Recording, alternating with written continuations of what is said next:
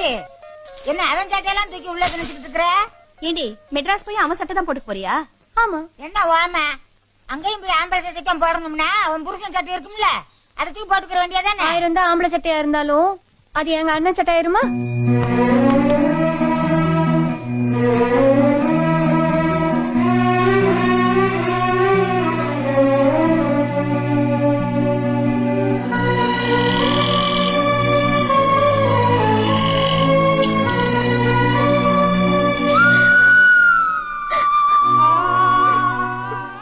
என்ன கருப்பு சின்ன பிள்ளை மாதிரி அழுதுகிட்டு இருக்க?